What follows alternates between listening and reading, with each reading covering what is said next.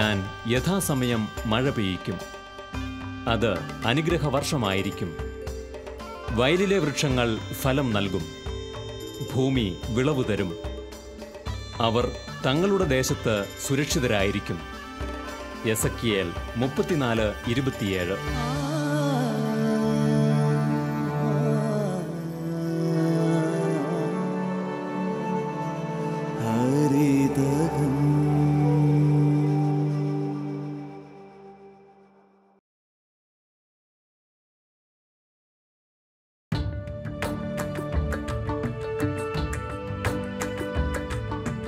ചരിത്രാതീത കാലം മുതൽ കൃഷി ചെയ്യാൻ ആരംഭിച്ച മനുഷ്യൻ ആദ്യകാലങ്ങളിൽ കൃഷി ചെയ്തിരുന്നത് തനിക്കും കുടുംബാംഗങ്ങൾക്കും ആവശ്യമായ ഭക്ഷ്യവസ്തുക്കൾക്കു വേണ്ടിയായിരുന്നു. പിൽക്കാലത്ത് അവൻ്റെ എല്ലാ ആവശ്യങ്ങൾക്കും വേണ്ടിയുള്ള വരുമാനവും കൃഷിയിലൂടെ കണ്ടെത്തേണ്ടി വന്നപ്പോൾ കാർഷിക വൃത്തിക്കൊരു വാണിജ്യഭാവമുണ്ടായി. തനിക്ക് പ്രത്യക്ഷത്തിൽ ആവശ്യമില്ലാത്തവയും ഭക്ഷ്യേതരമായവയും കൃഷി ചെയ്യപ്പെട്ടു തുടങ്ങി. അതോടൊപ്പം തന്നെ ഉൽപാദനക്ഷമത കൂട്ടേണ്ടതും കുറഞ്ഞ അധ്വാനവും കുറഞ്ഞ സ്ഥലവും ഉപയോഗിച്ച് കൂടുതൽ ലാഭകരമായി കൃഷി ചെയ്യേണ്ടതും ആവശ്യമായി മാറി. കാലങ്ങൾ മാറുന്നതിനനുസരിച്ച് കൃഷിരീതികൾ മാറി വന്നു. ലോകം ആധുനികതയുടെ പടവുകൾ കയറിയപ്പോൾ കൃഷിയും ഒപ്പം സഞ്ചരിച്ചു. രാസവളങ്ങളും കീടനാശിനികളും വ്യാപകമായപ്പോൾ കൃഷിയുടെ നന്മ നഷ്ടപ്പെട്ടു തുടങ്ങി. അതോടൊപ്പം അത് മനുഷ്യന്റെ സുസ്ഥിതിയെ ദോഷകരമായി ബാധിക്കുവാനും അനാരോഗ്യവും രോഗാവസ്ഥയും പെരുകുവാനും കാരണമായി. ഇന്ന് ലോകം മറിച്ചു ചിന്തിച്ചു തുടങ്ങിയിരിക്കുന്നു. ആരോഗ്യകരമായ കാർഷിക ഉൽപ്പന്നങ്ങൾ ഉൽപ്പാദിപ്പിക്കേണ്ടതിൻ്റെ പ്രാധാന്യം ലോകം മുഴുവൻ ഉൾക്കൊണ്ടു കഴിഞ്ഞു. കേരള കർഷക സമൂഹവും തിരിച്ചുവരവിൻ്റെ പാതയിലാണ്.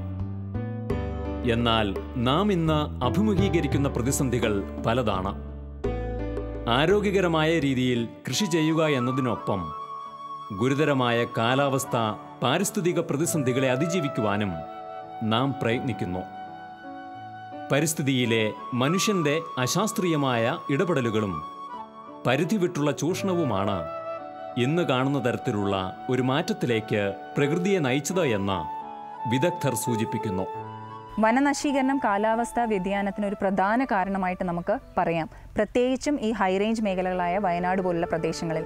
കാരണം നമ്മൾ വനം കയ്യേറി ഇപ്പോൾ വനഭൂമി വളരെയധികം കുറഞ്ഞുകൊണ്ടിരിക്കുകയാണ്. അത് ശരിക്കും പറഞ്ഞാൽ വയനാടിൻ്റെ കാലാവസ്ഥയിലും വയനാടിൻ്റെ താപനിലയിലും നമുക്ക് ശരിക്കും പറഞ്ഞാൽ പ്രത്യക്ഷത്തിൽ കാണാൻ സാധിക്കുന്ന ഒരു കാര്യമാണ്. കാരണം ഇവിടുത്തെ ടെമ്പറേച്ചർ അതായത് താപനില വളരെയധികം ഉയർന്നതായിട്ട് ഇപ്പം കാണപ്പെടുന്നുണ്ട്. ഈ താപനില നമ്മുടെ ഒരു ലിമിറ്റ് അല്ലാതെ ഉയർന്നു കഴിഞ്ഞാൽ അത് ഒരുപാട് പ്രശ്നങ്ങൾ നമ്മുടെ വിളകൾക്ക് ഉണ്ടാക്കുന്നുണ്ട്. പ്രത്യേകിച്ച് നമ്മുടെ വയനാട്ടിൽ കൃഷി ചെയ്യുന്ന കാപ്പി, കുരുമുളക്, ഏലം മാതിരിയുള്ള പ്രധാന വിളകൾക്കെല്ലാം തന്നെ ടെമ്പറേച്ചർ സെൻസിറ്റീവ് അല്ലെങ്കിൽ താപനിലയുടെ അനുസരിച്ച് അത് ഉത്പാദനം കൂടുന്നതും കുറയുന്നതുമായിട്ടുള്ള വിളകളാണ്. അപ്പം ഇവയുടെ ഒരു ഉത്പാദനം കൂടണമെങ്കിൽ ആ താപനില അതിൻ്റെ ഒരു റേഞ്ചിൽ നിന്നിട്ടില്ലെങ്കിൽ ഇതിന് തീർച്ചയായിട്ടും ഉത്പാദനം ഗണ്യമായി കുറയാനുള്ള സാധ്യത ഉണ്ട്. അത് വയനാട്ടിൽ നമുക്ക് എക്സ്റ്റെൻസീവായിട്ട് ഇപ്പം കാണാനുമുണ്ട്. കാരണം കുരുമുളകിനൊക്കെ വളരെയധികം ഉത്പാദനക്ഷമത കുറഞ്ഞിരിക്കുന്നു. പക്ഷേ ഇത് ഈ വെള്ളത്തിൻ്റെ ദൗർലഭ്യം മാത്രമല്ല ഇതിന് റീസൺ. വളരെ കൂടുതലായിട്ട് ഉപയോഗിച്ച രാസവളങ്ങളുടെയും രാസകീടനാശിനിയുടെയും ഒരു ഇമ്പാക്റ്റ് കൂടിയാണ് ഇതെന്നും വേണമെങ്കിൽ നമുക്ക് പറയേണ്ടതായിട്ട് വരും. ഏകദേശം 25 വർഷത്തോളമായി ഞാൻ കൃഷിയിലേക്ക് ഇറങ്ങിയിട്ട്. അപ്പോൾ എനിക്ക് തോന്നുന്നു അന്നത്തെ കാലാവസ്ഥയും ഇന്നത്തെ കാലാവസ്ഥയുമായിട്ട് ഒരുപാട് അന്തരം വന്നിട്ടുണ്ട്. അന്ന് കൃത്യസമയത്ത് മഴ ലഭിക്കുന്ന മഴയുടെ അളവ് ധാരാളമായിരുന്നു. വെള്ളത്തിനൊരിക്കലും ലഭ്യതക്കുറവ് അനുഭവപ്പെട്ടിട്ടില്ല. അത് പ്രകൃതിയിൽ വന്ന മാറ്റങ്ങൾ, അതായത് മരങ്ങൾ മുറിക്കുകയും ഒക്കെ വന്ന അങ്ങനെയുള്ള ഒരുപാട് മാറ്റങ്ങൾ കൊണ്ടായിരിക്കാം കാലാവസ്ഥയിൽ ഒരുപാട് മാറ്റങ്ങൾ വന്നു. ചൂട് കൂടി. ഞാൻ കൃഷിയിലേക്ക് ഇറങ്ങുമ്പോൾ ഏകദേശം ഒരു 23 ഡിഗ്രി ചൂട് നിന്ന അവസ്ഥ ഇന്നൊരു 36-നും 40-നുമൊക്കെ അടുത്തെത്തുന്ന അവസ്ഥയിലേക്ക് വന്നു. അപ്പോൾ ഇതിനെ അതിജീവിക്കാനായിട്ട് ഒത്തിരി പുതിയ രീതിയിലേക്ക് നമ്മളും മാറേണ്ടതായിട്ട് വന്നിട്ടുണ്ട്. വെള്ളം ലഭ്യതക്കുറവാകുമ്പോൾ ഉള്ള വെള്ളം കൂടുതലായിട്ട് സ്റ്റോർ ചെയ്യുക, മഴവെള്ള സംഭരണികൾ ഉണ്ടാക്കുക, അല്ലെങ്കിൽ കുളങ്ങൾ കുത്തി അതിൽ സ്റ്റോർ ചെയ്യാവുന്ന വെള്ളങ്ങൾ സ്റ്റോർ ചെയ്യുക, ഭൂമിയെ പരമാവധി വെള്ളം ഭൂമിയിലേക്ക് ഇറങ്ങാനായിട്ട് സമ്മതിക്കുക. ഇതൊക്കെ പുതിയ തലമുറ ചെയ്തു വരേണ്ട ഒരു കാര്യങ്ങളാണ്. പണ്ട് ഇതൊന്നും ആവശ്യമില്ല. പണ്ട് തോട്ടം എപ്പോഴും ചെത്തി വൃത്തിയാക്കിയിട്ടിരുന്നു, അല്ലെങ്കിൽ കിളച്ച് വൃത്തിയാക്കിയിട്ടിരുന്നു. കിളച്ച് വൃത്തിയാക്കിയിടുമ്പോൾ മണ്ണിലേക്ക് മഴവെള്ളം ഇറങ്ങുന്നതിൻ്റെ അളവ് വളരെ കുറവാണെന്നാണ്. പലപ്പോഴും വെള്ളം ഒഴുകി പോവുകയാണ് ചെയ്യുന്നത്. അപ്പോൾ തടയിടങ്ങൾ ഉണ്ടാക്കുക, അതേപോലെ കിളയ്ക്കാതിരിക്കുന്ന തോട്ടങ്ങളിൽ പുല്ല് വെട്ടാതെ നിർത്തുക. അപ്പോൾ ആ പുല്ലിൻ്റെ കുറ്റിയിൽ തട്ടിയിട്ട് അത് ഉണങ്ങുമ്പോൾ അതിലൂടെ ധാരാളം വെള്ളം മണ്ണിലേക്ക് ഇറങ്ങും. അങ്ങനെയൊക്കെ നമുക്ക് പ്രകൃതിയോട് ചേർന്ന് നിന്ന് പ്രകൃതിയെ ഒരുക്കിക്കൊണ്ടുവരാനായിട്ട് പറ്റും. ഇപ്പോൾ എന്തും വളർന്നുകൊണ്ടിരിക്കുന്നൊരു കാലഘട്ടമാണ്. ശരിക്കും എൻ്റെ മാതാപിതാക്കളുടെ കാലത്തു നിന്നുള്ള വിദ്യയും അറിവും ഒക്കെ ഒരുപാട് മാറി എൻ്റെ ഒരു കാലഘട്ടത്തിലേക്ക്. 2-3 വർഷം കഴിഞ്ഞ് ചിലപ്പോൾ എനിക്ക് അടുത്ത തലമുറയ്ക്ക് ഈ കൃഷി കൈമാറേണ്ട ഒരു അവസ്ഥയിലേക്ക് സാങ്കേതിക വിദ്യകൾ അത്രമാത്രം നൂതനമായിട്ട് മാറിയിട്ടുണ്ട്. കാരണം കമ്പ്യൂട്ടറിനെയും അതുപോലെയുള്ള യന്ത്രവൽകൃത സാമഗ്രികളിലേക്കൊക്കെ കൃഷി കൊണ്ടുപോകുന്ന അവസ്ഥയിലേക്ക് കാര്യങ്ങൾ വന്നു. ബുദ്ധിയുള്ളവൻ്റെയും കൂടുതൽ ചിന്തിക്കുന്നവൻ്റെയും കൂടുതൽ അങ്ങനെ ടെക്നിക്കൽ സൈഡിലേക്ക് പോകുന്ന ആൾക്കാരുടെ കയ്യിലേക്ക് കൃഷി വന്നു. കാരണം കാലാവസ്ഥയിലെ വ്യതിയാനം, വെള്ളത്തിൻ്റെ ലഭ്യതക്കുറവ്. പണ്ട് വെള്ളം ധാരാളം ഉണ്ടായിരുന്നു, നല്ല മഴയുണ്ടായിരുന്നു. ഇപ്പോൾ വെള്ളത്തിൻ്റെ ലഭ്യത വളരെ കുറവായതുകൊണ്ട് ഇന്ന് തുള്ളി നനയിലേക്കൊക്കെ നമ്മൾ പോകേണ്ടി വന്നു. അത് ഏറ്റവും ലാഭകരമാണ്. അത് പഴയ ആൾക്കാർക്ക് മനസ്സിലാകില്ല. കോരി ഒഴിച്ച് നനച്ചവർക്ക് അല്ലെങ്കിൽ വെള്ളം ഒഴുക്കി നനച്ചവർക്ക് തുള്ളി നന ലാഭകരമാണെന്ന് മനസ്സിലാക്കാനായിട്ട് ഒത്തിരി ബുദ്ധിമുട്ട്. അവരെ ആ പഴയ തലമുറയെ പറഞ്ഞ് ബോധ്യപ്പെടുത്താൻ പറ്റിയല്ല. പുതിയ തലമുറയ്ക്ക് അത് നന്നായിട്ട് അറിയാം, അത് ലാഭകരമാണ്. അതുപോലെ തന്നെ വളം ഉപയോഗിക്കാനായിട്ട് ഇന്ന് കൃത്യമായിട്ട് ചെടിയുടെ ചുവട്ടിലേക്ക് അതിനാവശ്യമുള്ള അളവിൽ കൃത്യമായിട്ട് പഠിച്ച് ഒരു ചെടിക്ക് എത്ര അളവിൽ വളം വേണം, അത് ഏത് ദിവസം വേണം, എത്ര ദിവസം കൊണ്ട് വേണം, അങ്ങനെ പഠിച്ച് കൃത്യമായിട്ട് അളവിൽ കൊടുക്കുക. പണ്ട് നമ്മൾ ചെയ്തുകൊണ്ടിരുന്നത് പൊട്ടാഷ് അല്ലെങ്കിൽ ഫാക്ടംബോസ്, കുറച്ച് യൂറിയ, ഇത് വേണോ വേണ്ടോ എന്നുള്ള ചോദ്യമില്ല. ആവശ്യമുണ്ടെങ്കിൽ ഇല്ലെങ്കിൽ ചെടിക്ക് കൊടുക്കുക. ആ ഒരു കാഴ്ചപ്പാടിൽ നിന്നും പുതിയ തലമുറ ഒത്തിരി മാറിപ്പോയി. ചെടിക്ക് എന്തൊക്കെ ആവശ്യമുണ്ട് മണ്ണ് പരിശോധിക്കുക, ആവശ്യമുള്ള സാധനം ആവശ്യമുള്ള സമയത്ത് ആവശ്യമുള്ള നേരത്ത് കൊടുക്കുക കൃത്യമായിട്ട്. അതിന് ഒത്തിരി നൂതനമായ സംവിധാനങ്ങൾ വന്നിട്ടുണ്ട്. അതിനെ ഉപയോഗിച്ച് നമുക്ക് ചെയ്യുമ്പോൾ നമ്മുടെ കൂലിച്ചെലവുകൾ കുറയ്ക്കാനായിട്ട് പറ്റും, വിളവിൽ ഒത്തിരി ഉൽപ്പാദനം വർദ്ധിപ്പിക്കാനായിട്ട് പറ്റും. ഇതിലേക്ക് മനുഷ്യർ വന്നാൽ ഒരുപാട് നമ്മുടെ പണച്ചെലവ് കുറയ്ക്കാനായിട്ട് പറ്റും. തങ്ങളുടെ വ്യത്യസ്തങ്ങളായ രീതികൾ കൊണ്ട് കാലാവസ്ഥാ വ്യതിയാനത്തിൻ്റെയും ജലദൗർലഭ്യത്തിൻ്റെയും മണ്ണിൻ്റെ മാറ്റങ്ങളുടെയുമെല്ലാം പ്രശ്നങ്ങളെ അതിജീവിക്കുന്ന ചില കർഷകർ നമുക്കിടയിലുണ്ട്. ചിലർ ശാസ്ത്രീയവും ആധുനികവുമായ സമ്പ്രദായങ്ങളിലേക്ക് തിരിയുമ്പോൾ മറ്റു ചിലർ പ്രകൃതിയുടെ സ്വാഭാവികതയിലേക്ക് തിരിച്ചെത്താൻ ആഗ്രഹിച്ചുകൊണ്ട് പ്രകൃതി കൃഷിരീതികൾ അവലംബിക്കുന്നു. നൂതനമായ കൃഷിരീതികളിൽ എടുത്തു പറയേണ്ട ഒരു വിഭാഗമാണ് സൂക്ഷ്മകൃഷി അഥവാ പ്രിസിഷൻ ഫാമിംഗ്. ഇന്ന് നമുക്കുള്ള ഈ ജലദൗർലഭ്യതയ്ക്ക് ഒരുപാട് പരിഹാരങ്ങൾ കൃഷിയിൽ തന്നെ നമുക്ക് ഇന്ന് ഉരുത്തിരിഞ്ഞ് വന്നിട്ടുണ്ട്. ഏറ്റവും പ്രധാനപ്പെട്ട ഒരു കൃഷി രീതിയാണ് നമ്മുടെ സൂക്ഷ്മ കൃഷി രീതി, പ്രിസിഷൻ ഫാമിംഗ് എന്ന് പറയും. അപ്പോൾ ഈ പ്രിസിഷൻ ഫാമിങ്ങിൽ നമ്മൾ വളരെ സൂക്ഷിച്ച് മാത്രമാണ് വെള്ളം ഉപയോഗിക്കുന്നത്. കാരണം ഞാൻ നേരത്തെ പറഞ്ഞ മാതിരി ഉപരിതല ജലസേചനത്തിൽ ഏകദേശം 35% കാര്യക്ഷമത മാത്രമേ ഉള്ളൂ. അതേസമയം നമ്മളൊരു സൂക്ഷ്മ ജലസേചന മാർഗത്തിലേക്ക് വന്നു കഴിഞ്ഞാൽ ഏകദേശം 90% നമുക്ക് കാര്യക്ഷമത കൊണ്ടുവരാൻ സാധിക്കും. അപ്പോൾ പ്രത്യേകിച്ച് പ്രിസിഷൻ ഫാമിങ്ങിൽ നമ്മൾ ഉപയോഗിക്കുന്ന അല്ലെങ്കിൽ നമ്മൾ അതിനു വേണ്ടി ചെടിക്ക് വേണ്ടി ഉപയോഗിക്കുന്ന ഓരോ തുള്ളി ജലവും വളരെയധികം സൂക്ഷ്മമായിട്ട് ആ ചെടികളിലേക്ക് ലഭിക്കുന്നു, ചെടിയുടെ വേര് പടലങ്ങളിലേക്ക് എത്തുന്നു. അത് കറക്റ്റായിട്ട് ചെടിക്ക് ആവശ്യത്തിന് എടുക്കാൻ സാധിക്കുന്നു. അതുകൊണ്ട് തന്നെ ഉത്പാദനം ഗണ്യമായി വർദ്ധിക്കുന്നു. കാരണം എന്താണെന്ന് വെച്ചിട്ടുണ്ടെങ്കിൽ അവിടെ എപ്പോഴും ഒരു മോയ്സ്ചർ അല്ലെങ്കിൽ ഒരു വെള്ളത്തിൻ്റെ ഒരു അംശം മണ്ണിൽ നിലനിൽക്കുന്നത് കൊണ്ട് തന്നെ അവിടെ ഒരു സ്ട്രെസ്സ് ചെടിക്ക് ഉണ്ടാവുന്നില്ല എന്നുള്ളതാണ് അതിൻ്റെ ഏറ്റവും വലിയൊരു കാര്യം. ഈ സ്ട്രെസ്സ് ഉണ്ടാവാത്തത് കൊണ്ട് തന്നെ ഉണ്ടാവുന്ന പൂക്കളെല്ലാം കായകളാവുന്നു. കായകൾ നമുക്ക് നല്ലൊരു ഉത്പാദനം തരുന്നു. അത് ഏകദേശം ഒരേ മാതിരി ഒരേ വലുപ്പത്തിലും ഒരേ തൂക്കത്തിലും ഉള്ളവയായിരിക്കും എന്നുള്ളതാണ് ഇതിനകത്തുള്ള ഏറ്റവും വലിയ plus point. Open precision farming എന്ന് പറഞ്ഞു കഴിഞ്ഞാൽ തുറസായ സ്ഥലത്ത് നമ്മൾ സൂക്ഷ്മ കൃഷി രീതി അവലംബിക്കുന്നതിനാണ് പറയുന്നത്. അതായത് പോളി ഹൗസിൻ്റെ സൗകര്യങ്ങളില്ലാതെ തന്നെ തുറസായ സ്ഥലത്ത് ഈ പ്രിസിഷൻ ഫാമിംഗ് ചെയ്യാം. അപ്പോൾ അതിനകത്ത് ശരിക്കും പറഞ്ഞു കഴിഞ്ഞാൽ ഉള്ളത് ഒരു ഡ്രിപ്പ് ഇറിഗേഷൻ സിസ്റ്റം, അതായത് കണിക ജലസേചന ഒരു സംവിധാനവും അതിനോടനുബന്ധിച്ചിട്ടുള്ള ഫെർട്ടിലൈസർ ടാങ്കുകളും എല്ലാം കൂടെ അടങ്ങിയിട്ടുള്ളൊരു സെറ്റപ്പാണ് അതിനകത്തുള്ളത്. അപ്പം ഇതിനകത്ത് ശരിക്കും പറഞ്ഞു കഴിഞ്ഞാൽ കാലാവസ്ഥാ വ്യതിയാനങ്ങളെ ചെറുക്കാനുള്ള മാർഗങ്ങളില്ല എന്നുള്ളതാണ് ഇതിൻ്റെ ഒരു ഡ്രോബാക്ക് ആയിട്ട് നമുക്ക് പറയാൻ പറ്റുന്നത്. കാരണം ഇവിടെ നമുക്ക് ഒരു പ്രത്യേക മറ്റേ പോളി ഹൗസിലാവുമ്പോൾ അതിനൊരു പ്രത്യേക ഒരു അന്തരീക്ഷം നമുക്ക് ഒരുക്കാൻ പറ്റും. പുറത്തുള്ള അന്തരീക്ഷം എന്തായാലും ഉള്ളിലുള്ള അന്തരീക്ഷം ചെടികൾക്ക് വളരെ ഫേവറബിൾ ആക്കി കൊടുക്കാൻ നമുക്ക് പറ്റും. പക്ഷേ ഈ ഒരു രീതിയിൽ നമുക്ക് അത് സാധ്യമല്ല. എന്നിരുന്നാൽ പോലും നല്ല രീതിയിൽ കർഷകർക്ക് ഇത് ചെയ്ത് നല്ല ഉത്പാദനം കിട്ടുന്നതായി കാണുന്നുണ്ട്. കാരണം എന്താണെന്ന് വെച്ചിട്ടുണ്ടെങ്കിൽ ഈ ഒരു രീതിയിൽ നമ്മൾ തുടർച്ചയായി ഒരു മോയ്സ്ചർ റീറ്റെയിൻ ചെയ്യാൻ പറ്റുന്നുണ്ട്. അതായത് മണ്ണിൽ എപ്പോഴും ഒരു ജലാംശം നിലനിർത്താൻ സാധിക്കുന്നുണ്ട്. അതുപോലെ തന്നെ ചെടിക്ക് ആവശ്യത്തിൽ ചെടിക്ക് എടുക്കാൻ പറ്റുന്ന അളവിൽ മാത്രമാണ് നമ്മൾ ഇതിനകത്ത് രാസവളങ്ങൾ കൊടുക്കുന്നത്. സാധാരണ നമ്മൾ രാസവളങ്ങൾ വെറും 3 ഡോസായി കൊടുക്കുമ്പോൾ ചെടിക്ക് ഇത് ഒന്നാകെ എടുക്കാൻ സാധിക്കില്ല. അപ്പം അത് കുറച്ചായിട്ട് മാത്രമേ ചെടിക്ക് ആഗിരണം ചെയ്യാൻ പറ്റുള്ളൂ. അപ്പോൾ ശരിക്കും പറഞ്ഞാൽ ബലത്തിൽ നമ്മൾ ഇടുന്ന രാസവളങ്ങളുടെ ഒരു അംശം മാത്രമേ ചെടി ഉപയോഗിക്കുന്നുള്ളൂ. ബാക്കിയെല്ലാം തന്നെ നമ്മുടെ മണ്ണ് മലിനീകരിക്കപ്പെടുകയാണ് ചെയ്യുന്നത്. പക്ഷേ പ്രിസിഷൻ ഫാമിംഗ് ചെയ്യുമ്പം ചെടിക്ക് എടുക്കാൻ പറ്റുന്ന അളവിൽ മാത്രം ഒരു 2 ദിവസം 3 ദിവസത്തിൻ്റെ ഗ്യാപ്പിലാണ് നമ്മൾ രാസവളങ്ങൾ കൊടുക്കുന്നത്. അതുകൊണ്ട് തന്നെ അത് എത്ര നമ്മൾ ഇടുന്നുവോ അത് അത്രയും തന്നെ ചെടിക്ക് ഒരുവിധം ആഗിരണം ചെയ്യാൻ സാധിക്കുന്നുണ്ട്. അതുകൊണ്ട് തന്നെ മണ്ണിൻ്റെ മലിനീകരണം നല്ലൊരു എക്സ്റ്റെൻഡ് വരെ നമുക്ക് കുറയ്ക്കാൻ സാധിക്കും. സൂക്ഷ്മകൃഷി എന്ന ആധുനിക സമ്പ്രദായത്തിനൊപ്പം ജൈവ കൃഷി രീതിയുടെ നന്മയും കൂട്ടിച്ചേർത്ത് കൃഷി ചെയ്യുന്ന കർഷകനാണ് ഷാജി പാലാപ്പുളിക്കൽ. തൻ്റെ രീതികളിലൂടെ കാലാവസ്ഥാ വ്യതിയാനങ്ങളും ഇന്നത്തെ ലോകത്തിലെ ആരോഗ്യ പ്രശ്നങ്ങളും ഒരുമിച്ച് അതിജീവിക്കാനാകുമെന്ന് അദ്ദേഹം വിശ്വസിക്കുന്നു. മനുഷ്യൻ ഒത്തിരി സ്വാർത്ഥനായി. കാരണം എങ്ങനെ ലാഭം ഉണ്ടാക്കുക, ഇത് എനിക്ക് കഴിക്കാനുള്ളത് വേറെ കൃഷി ചെയ്തുണ്ടാക്കുക, വിൽക്കാനുള്ളത് കുറച്ച് സ്ഥലത്ത് മാറി കൃഷി ചെയ്തിട്ട് അതിന് എന്ത് വിഷവും കീടനാശിനിയും ഉപയോഗിച്ച് കൃഷി ചെയ്തിട്ട് വിൽക്കുക. അപ്പോൾ അതിൽ എത്രമാത്രം ലാഭം ഉണ്ടാക്കാവോ അത്രമാത്രം ലാഭം ഉണ്ടാക്കുക. അത് വാങ്ങാൻ ആളുകൾ കൂടുതലുണ്ട്. കാണാൻ ഇന്ന് ഭക്ഷ്യസാധനങ്ങൾ വാങ്ങുമ്പോൾ പാടോ ഒന്നുമില്ലാത്ത അല്ലെങ്കിൽ പോറലൊന്നുമില്ലാത്ത ഭക്ഷ്യസാധനങ്ങൾ, ഏറ്റവും വലിപ്പവും നിറവും ഒക്കെ ഉള്ള നല്ല സാധനങ്ങൾ വാങ്ങുക എന്നുള്ള ഒരു കാണാൻ ഭംഗിയുള്ള സാധനങ്ങൾ വാങ്ങുന്ന മനസ്ഥിതി ഇന്ന് വാങ്ങുന്നവരിലുണ്ട്.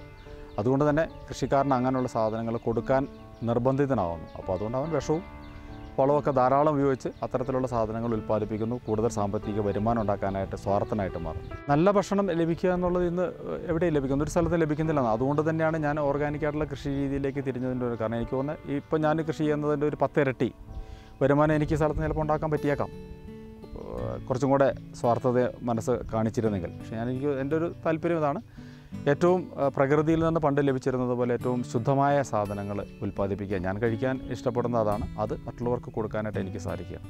അതിൻ്റെ സ്വാദും അതിൻ്റെ ഗുണവും മറ്റുള്ളവരൊന്ന് അറിയുക, ഒരുപാട് പേര് അതിലേക്കൊന്ന് തിരിച്ചു വരിക. മണ്ണിനെ നോവിക്കാതെ കൃഷി ചെയ്യാനായിട്ട് പറ്റും. അത് അനേകം പേർക്ക് കൊടുക്കാനായിട്ട് സാധിക്കും. ലാഭകരമല്ല എന്നൊക്കെ നമ്മൾ പണ്ട് പറയുന്നൊരു കാര്യമുണ്ട്, ഓർഗാനിക്കായിട്ടുള്ള കൃഷി രീതി ലാഭമല്ല നഷ്ടമെന്നൊക്കെ പറയുന്നു. പക്ഷേ ഞാൻ പറയും 100% ലാഭകരമാണ്. വളരെ ചിലവ് കുറച്ച് ഇന്ന് സീറോ ബഡ്ജറ്റിലും ഒക്കെ ആയിട്ട് നമുക്ക് ഓർഗാനിക്കായിട്ട് കൃഷി ചെയ്യാനായിട്ട് പറ്റും. അത് ലാഭകരമാണ്. സാധനങ്ങൾ വാങ്ങാൻ ആളുകളുണ്ട്, പക്ഷേ പലപ്പോഴും നമുക്കതിൻ്റെ വേദികൾ തടസ്സപ്പെടുത്തുന്നു ഓർഗാനിക്കായിട്ടുള്ള സാധനങ്ങൾ വിൽക്കാൻ. എങ്കിൽ പോലും നമുക്കത് ഇപ്പോൾ ഓപ്പൺ മാർക്കറ്റിൽ വിറ്റാൽ പോലും ന്യായമായ ലാഭം നമുക്കതിനകത്ത് കൃഷിയിൽ ലഭിക്കുന്നുണ്ട്. അതിനേക്കാൾ അപ്പുറം നമുക്ക് ഒത്തിരി സംതൃപ്തി ലഭിക്കുന്ന ഒരു കാര്യമാണ്. കാരണം നല്ല സാധനങ്ങൾ വാങ്ങി അതിനൊത്തിരി രുചി വ്യത്യാസം ഉണ്ടായിരുന്നു, നല്ല സാധനമാണ് കഴിച്ചതെന്ന് ഒരുപാട് ആൾക്കാർ പറയുമ്പോൾ നമ്മൾ ചെയ്യുന്നൊരു സത്യസന്ധമായ ഒരു കൃഷി അത് ദൈവത്തോട് ചേർന്നൊന്നും ചെയ്തു എന്നാണ് നമുക്ക് തോന്നുന്നത്. കാരണം മണ്ണിനെയും മറ്റുള്ളവരെയും നശിപ്പിക്കാതെ നമുക്കൊരു സാധനം ഉണ്ടാക്കി കൊടുക്കാനായിട്ട് പറ്റുമ്പം ദൈവത്തോടൊപ്പമായിരുന്നു എന്നുള്ളൊരു കാഴ്ചപ്പാട് നമുക്കുണ്ടാകുന്നുണ്ട്. എനിക്ക് തോന്നുന്നു എന്നെ സംബന്ധിച്ച് എൻ്റെ കൃഷി എൻ്റെ ഒരു പ്രാർത്ഥനയാണ്. കാരണം ദൈവത്തോട് ചോദിച്ച് ചെയ്യുക, ദൈവം ആഗ്രഹിക്കുന്ന രീതിയിൽ ചെയ്യാനായിട്ട് ശ്രമിക്കുക, അതും കൂടെ ഒരു ഭാഗമായിട്ട് കണ്ടിട്ടാണ് ഞാൻ ഈ ജൈവ കൃഷിയിലേക്ക് വന്നത്. അല്ല എൻ്റെ സാമ്പത്തിക ലാഭം മാത്രമല്ല, സാമ്പത്തിക ലാഭം എനിക്ക് അതിൻ്റെ ഒരു വലിയ ഭാഗം തന്നെയാണ്. പക്ഷേ അത് നന്മയിലൂടെ ആയിരിക്കണം, മറ്റുള്ളവർക്ക് നന്മ ചെയ്തിട്ടാകണമെന്ന് ഞാൻ ആഗ്രഹിക്കുന്നു.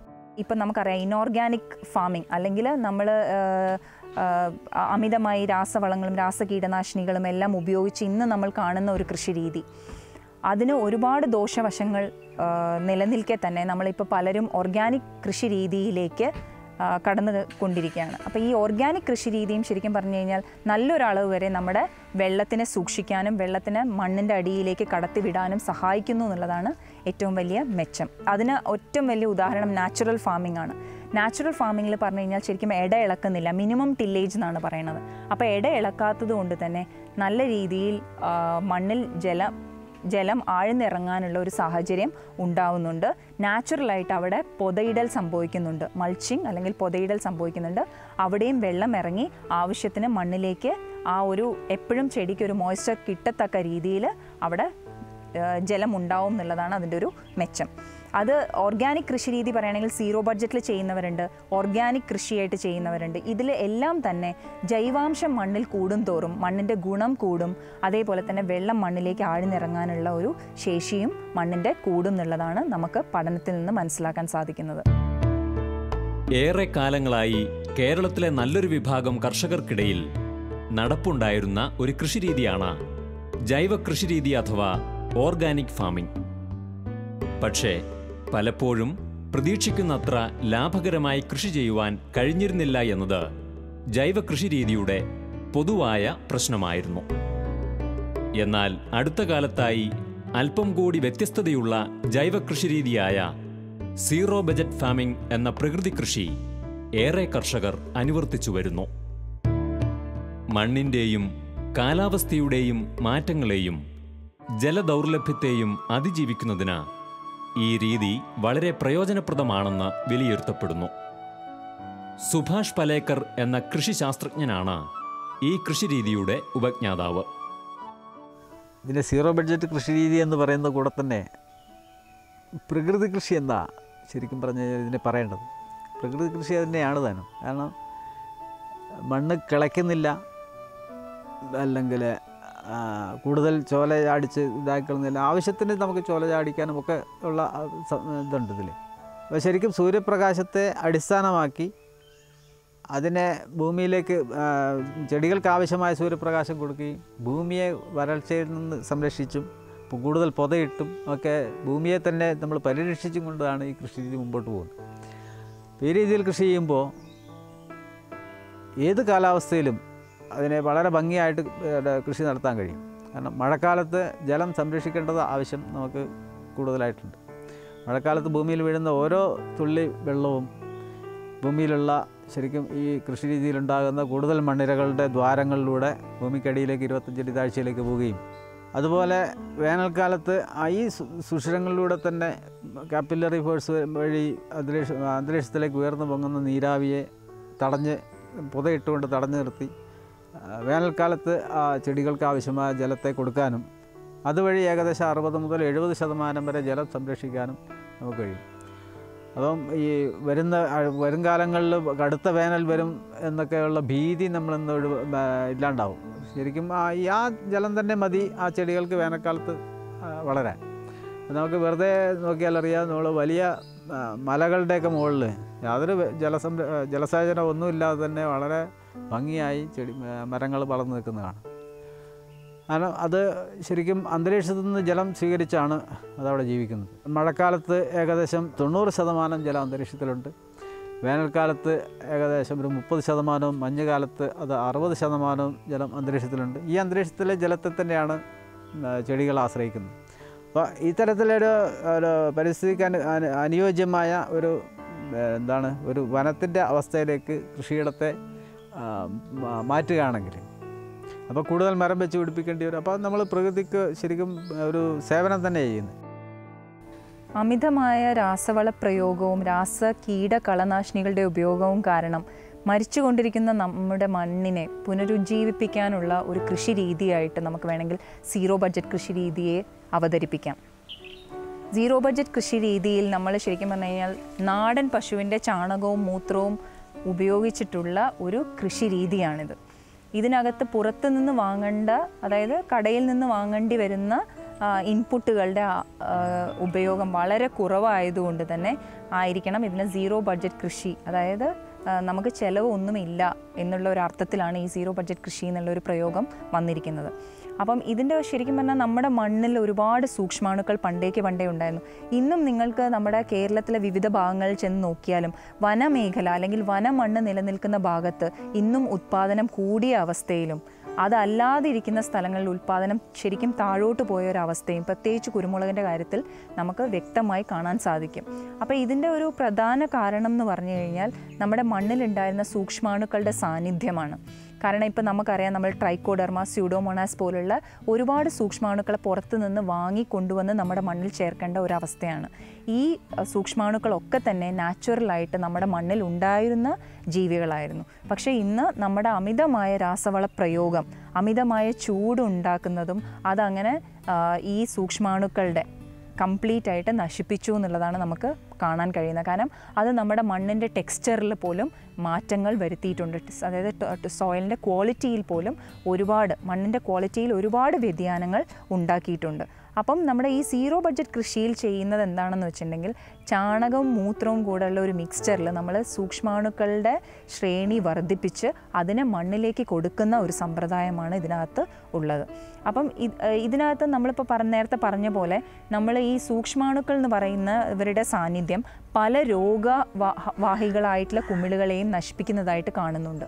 അപ്പം ഈ അണുക്കളെ നമ്മൾ മണ്ണിലേക്ക് തിരിച്ചു കൊണ്ടുവിടുകയാണെങ്കിൽ തീർച്ചയായിട്ടും നമുക്ക് ഈ വക രോഗങ്ങളൊക്കെ, പ്രത്യേകിച്ച് നമ്മുടെ കുരുമുളകിൻ്റെ ഫൈറ്റോഫ്തോറ ഫൂട്ട് റോട്ട്, അതായത് കടചീയൽ പോലുള്ള ദ്രുതവാട്ടം, അതുമാതിരിയുള്ള രോഗങ്ങളെയൊക്കെ തന്നെ നല്ല രീതിയിൽ പ്രതിരോധിക്കാൻ കഴിയുന്നതായിട്ട് കാണുന്നുണ്ട്.